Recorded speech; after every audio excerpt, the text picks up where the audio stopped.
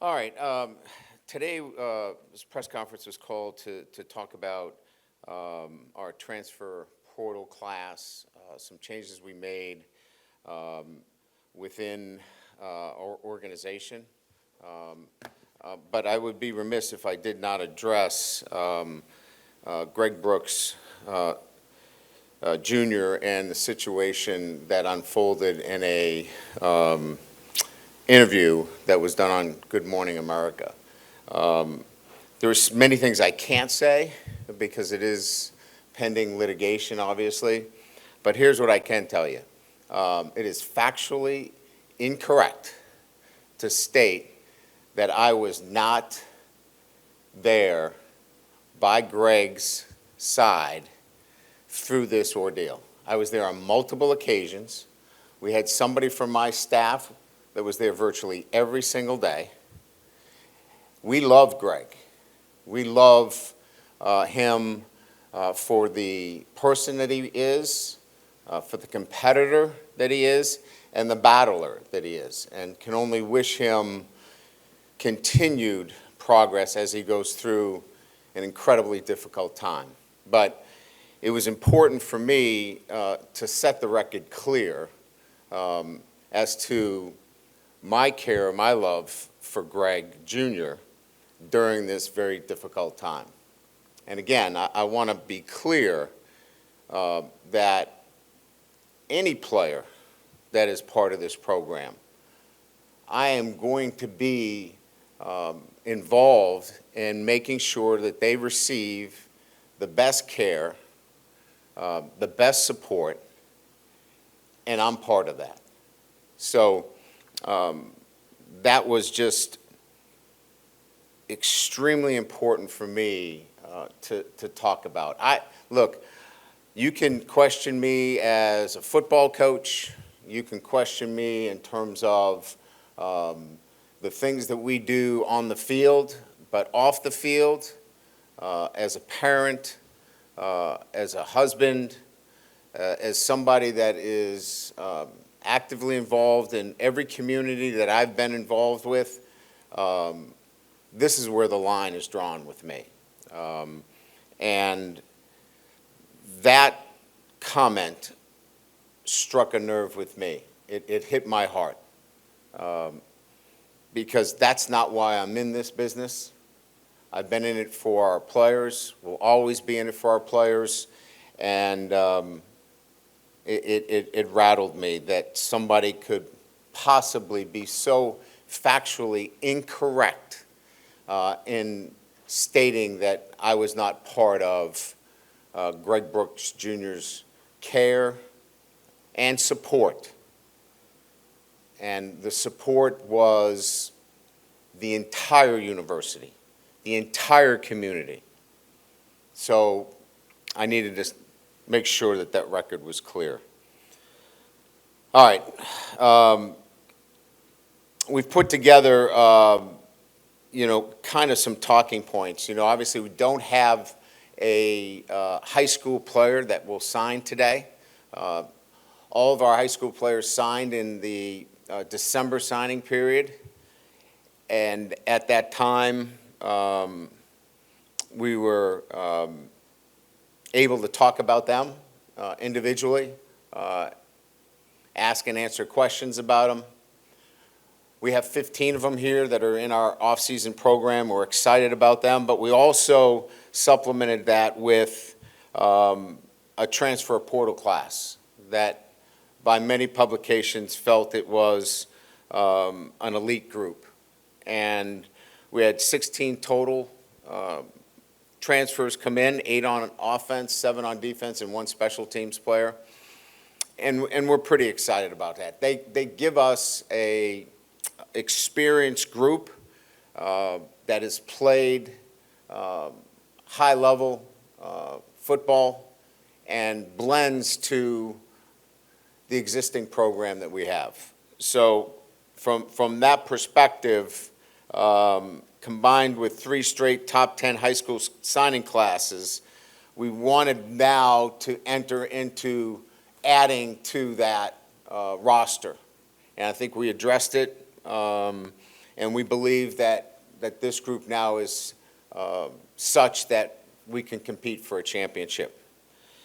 I think when we talk about some other things, we're very appreciative of our fans and the generosity. The $1 million match that I put out there relative to NIL, it looks like we've met our goals, and I couldn't be more excited about that and the direction that allows us to continue to move relative to NIL. So we had an anonymous gift that matched it in its totality, plus I think there'll be a release here in the next 48 hours that we also were able to match the initial NIL. So that's pretty exciting. We shifted, as I mentioned, we shifted some duties around within our support staff. I'll be able to talk about a few of those. And I think it's suffice to say that we've got some change, but some continuity, which I like the blending of both as it relates to our support staff.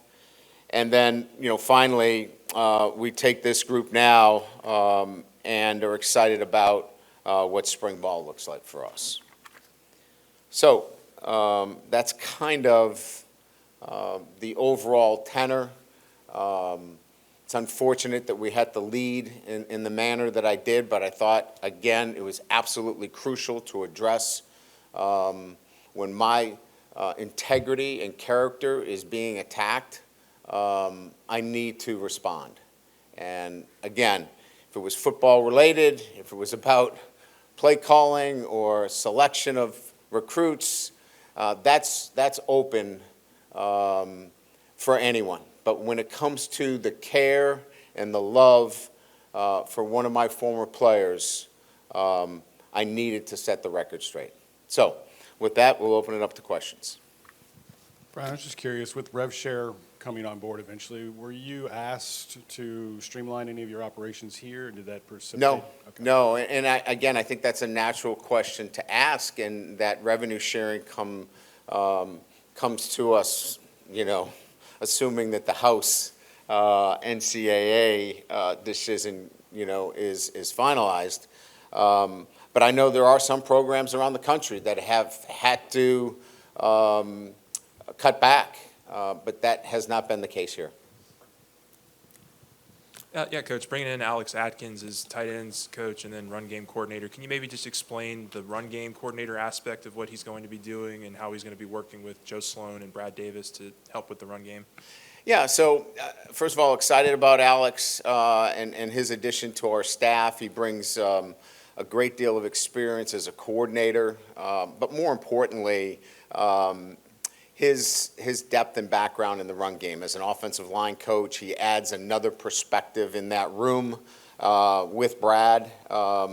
He will not be, stepping on Brad's toes. Brad's done an incredible job. This is really having somebody that will coach the tight ends and have a specific focus towards our run game and how it marries and matches to what I'm looking for within our overall offensive structure. So having somebody that is dedicated to that, having somebody that has his eye on it every day, I felt where we are today that was a great need, and to get somebody with his kind of experience and building run games in particular. So again, I just think the need, the timing, all of those things make it a great fit.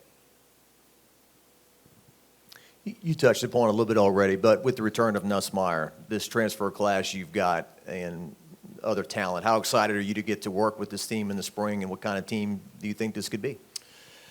Well, I'm excited to be, back in this building.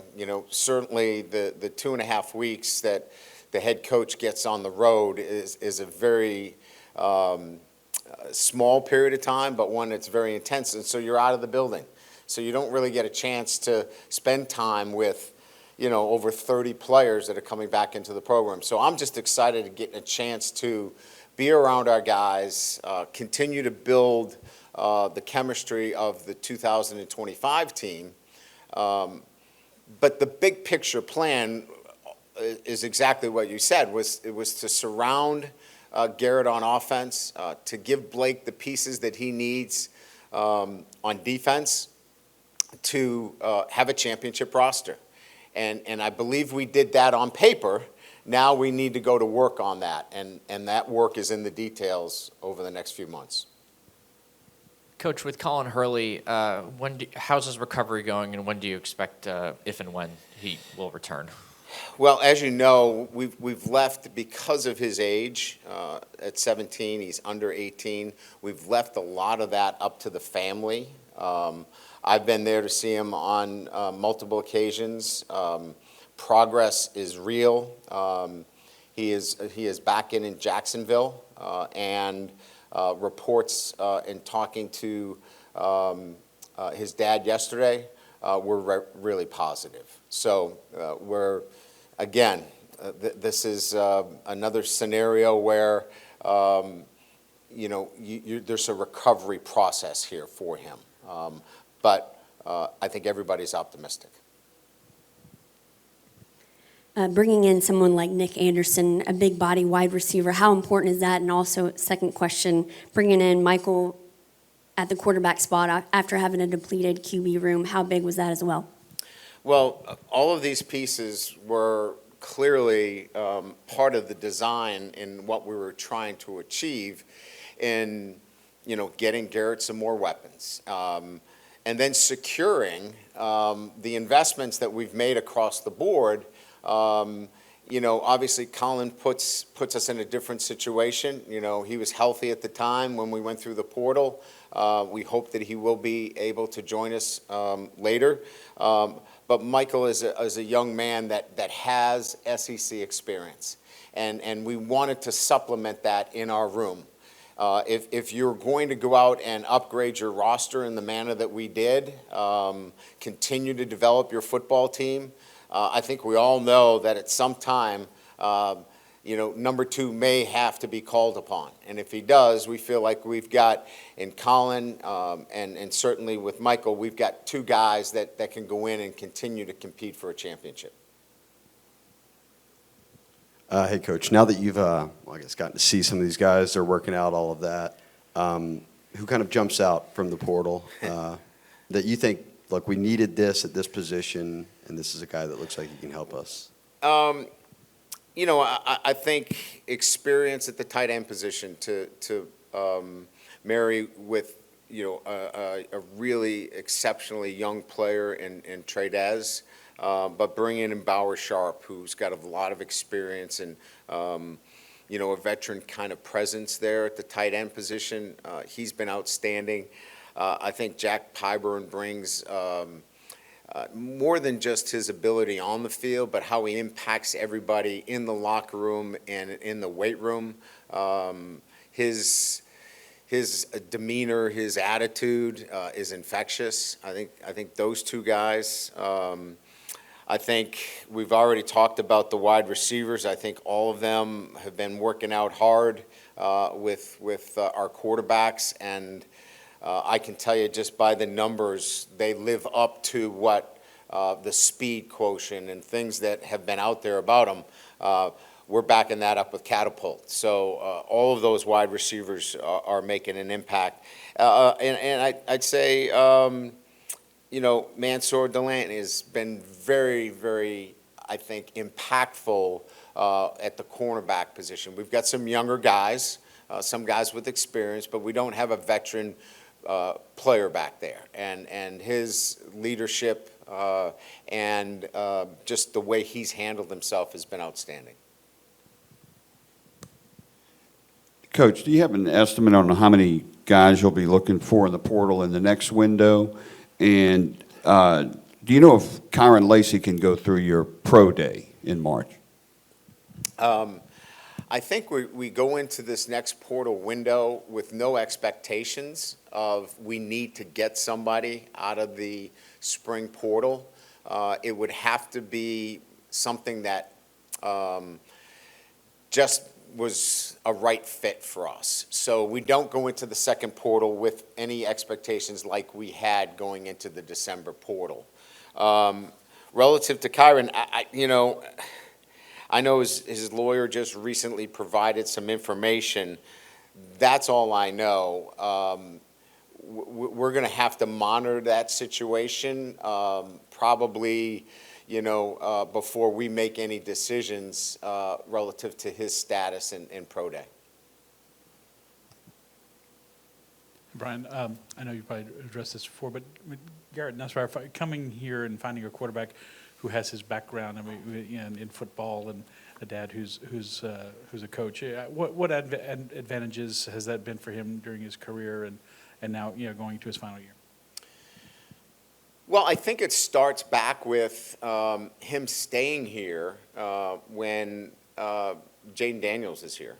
Very easily could have jumped into the transfer portal. I think being the son of a coach, maybe there is that, I would say, understanding or conversation about persistence and waiting for your opportunity. And I think as a coach's son, a lot of those things were probably discussed.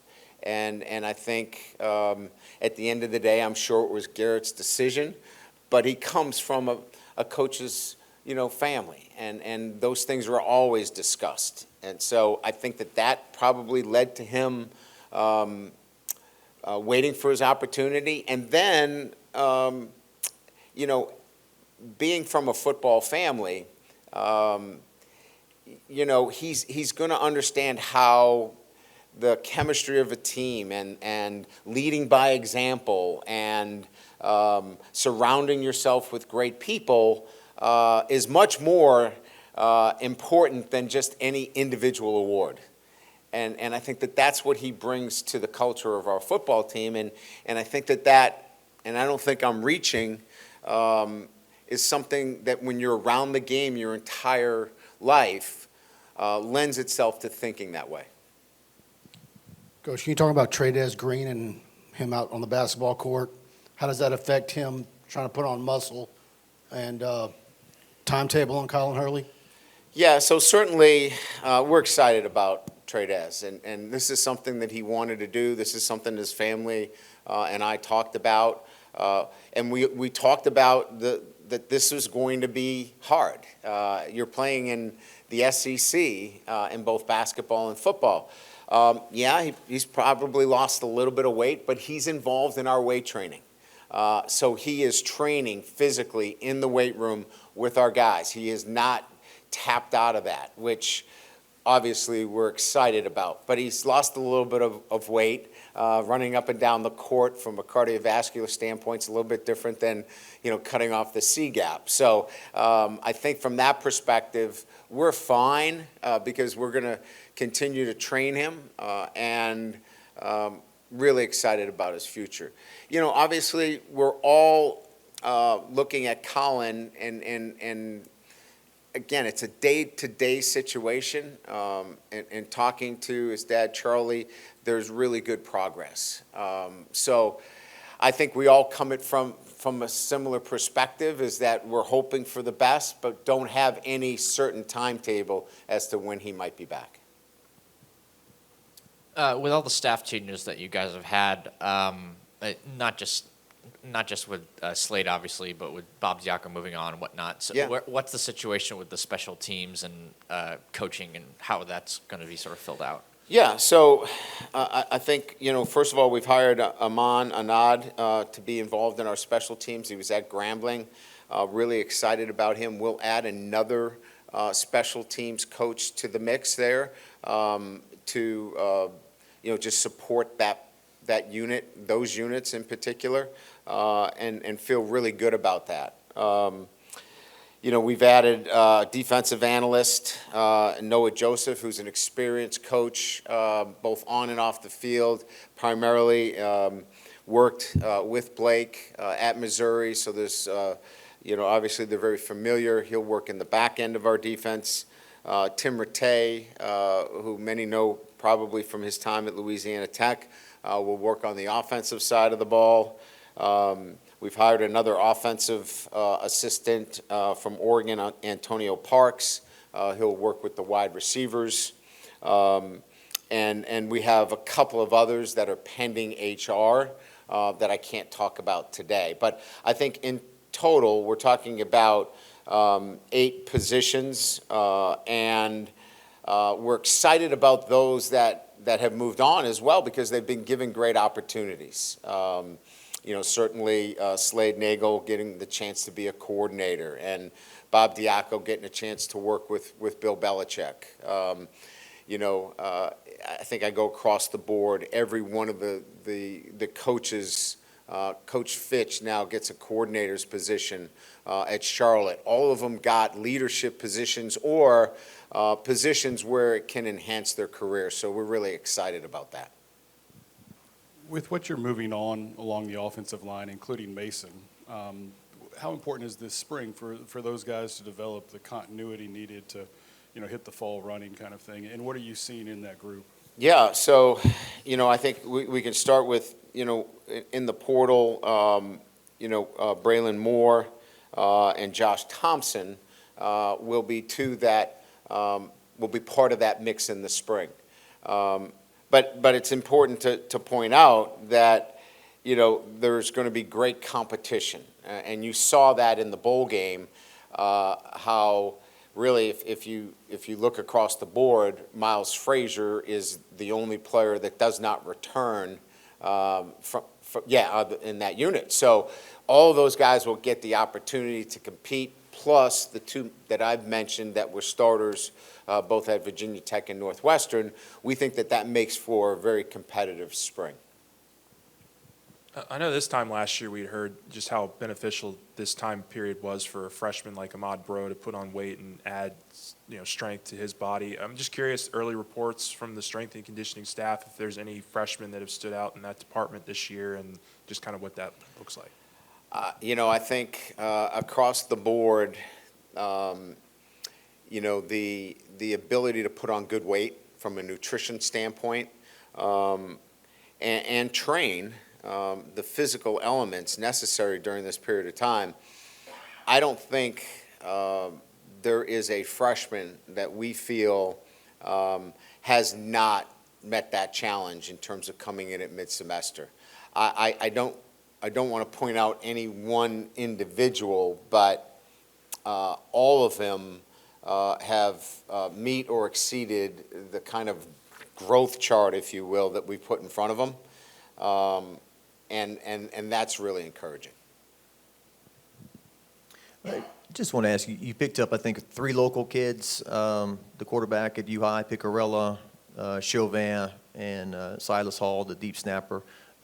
When you add guys that grew up on this and love this and you add them to their program, I mean, what positive is that for you moving forward? Well, I think you just look at, the roster itself. We want to be able to pull our base. Our base starts in this greater Baton Rouge area and continues throughout the state of Louisiana. So, look, with the new settlement coming down, and assuming that it does, your roster is going to be tightened. The numbers are not out there yet, but I can tell you that if you're a walk-on in this program, you're looked at as a scholarship player.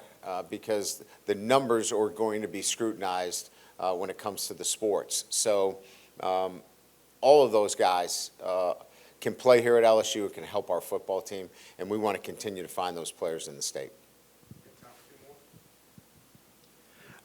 I guess it was in December, you were pretty outspoken saying that y'all were going to be aggressive in the portal, and then you had one of the best portal classes. I'm just curious, your personal view of where LSU, your program, sits with all the changes of college football, portal, NIL, maybe kind of where y'all are now versus where y'all were even 6 months ago, a year ago. Well, I think I would begin by, how do you use the portal, right? The portal is set up for,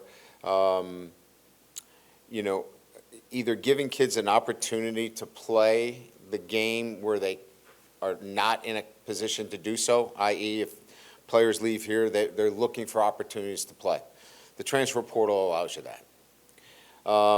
It also allows you the opportunity, if guys aren't meeting the elite standards of your program, then they may have to find another place to settle. On the other side of the portal, you can certainly build a roster and help your roster. I don't want our roster to be built through the portal. I would like it to be topped off. This year was a little bit heavier. We felt more across the board, and evident 8 on offense, 7 on defense, and 1 special team, that we needed more depth and more experience across our roster to be a championship roster. So I believe that the portal has served us from that perspective in terms of additions and others that have left, that we strengthened our program. I think we've made incredible strides relative to NIL and the importance of how monies are raised and making sure that our fan base is educated about that. And I think I've been at the front of that with the $1 million match. And so I think all of those were in a much better place than we were, say, 8 months ago. Our roster, our staff, our focus on NIL, our ability to raise money for NIL have put us in a position where I know our program is now poised to be a championship program. Coach, with Tamarcus Cooley, the safety from NC State, what did he sort of bring to the table that caught your guys' eye? Well, I think when you're looking at that position, look, you're either trying to get a third corner on the field or you're trying to get the next best safety on the field, depending on how you play that position. He can do both. So his versatility, his ability to play man, his ability to run down plays really stood out to us. And an experienced player at that position. We're not very experienced at that position. Going into camp, Juwan Johnson was a backup, and that's a true freshman. So having an experienced player at that position allows, again, and I think I said this earlier, allows Blake many more opportunities to do the things that he needs to do on defense. Thank you so much. Appreciate it.